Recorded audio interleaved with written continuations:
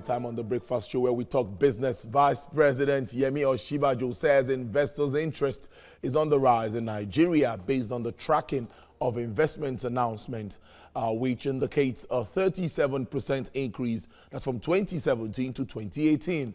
It disclosed that Nigeria is interested in these announcements, which, if nurtured correctly, can be turned into actual investments. State House correspondent Maria Olasende reports.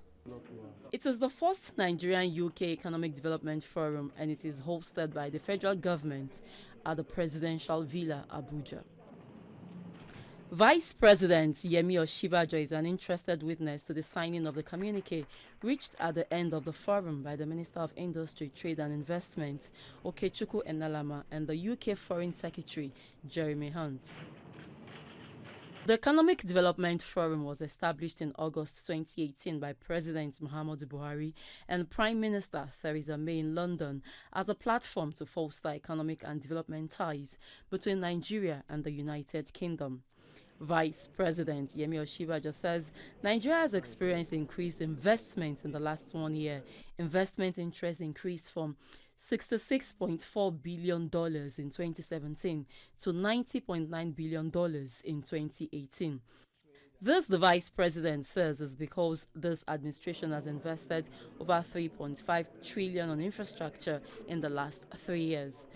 We're committed to improving Nigeria's competitiveness and making our country one of the easiest places to do business globally. The Presidential Enabling Business Environment Council, which I have the privilege to chair, has made significant progress in reducing bottlenecks, eliminating redundancies, and increasing transparency across government ministries, departments, and agencies. And there is undeniable evidence that we are repositioning the Nigerian economy for truth growth and shared prosperity. He also speaks on the relationship between Nigeria and the United Kingdom. It will be interesting to see more transactions like this and several between Nigeria and the United Kingdom. By leveraging the EDF, I hope that we'll continue to build on the existing foundations and work together on recording trade and investment flows, particularly in areas where we have comparative advantage. Unfortunately, from our own history, huge experience in counter-terrorism, so we want to support the efforts the Nigerian government is making under President Buhari to stabilize the situation in the northeast, and we have put our expertise at the President's disposal.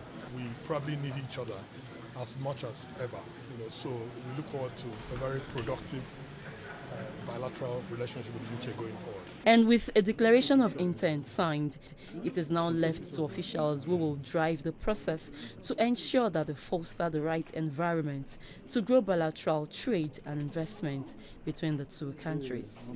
Maria Olasende, TVC News, Abuja. Sales of Apple iPhones fell at their steepest ever rate according to data for 3 months to the end of March. The firm said revenue dropped by 17% compared to the same period a year earlier to $31 billion. Apple's chief executive Tim Cook, however, says sales were stronger towards the end of March, even in China, where price was caught to boost demand. Apple lifted its outlook for the 3 months to June that sent shares more than 5% higher in after trading hours. Israel and the United States are putting the financial squeeze on the Palestinian authorities, where oppositions to a long-awaited U.S. peace plan and anger over Israeli sanctions remain strong. We have details of that in this report.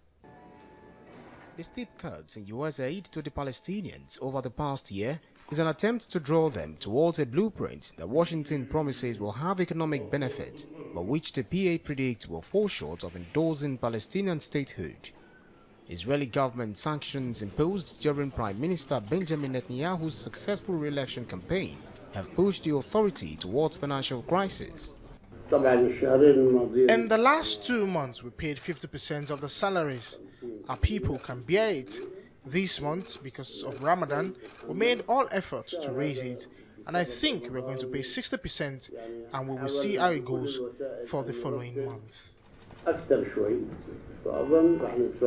The Palestinians were dealt a heavy blow by the Trump administration cut of hundreds of millions of dollars of aid last year. In February, the U.S. Agency for International Development said it had ceased all assistance to the West Bank and Gaza. They will find a solution how to avoid this and how to cancel this, or to see an alternative internationally. I think it will be a disaster for the Palestinian economy. Israel also said it will cut by 5% the approximately $190 million in tax revenues it transfers to the Palestinian Authority each month from imports that reach the occupied West Bank and Hamas-run Gaza Strip via Israeli ports. To be honest, when we used to get all the salary, we used to live in hard conditions.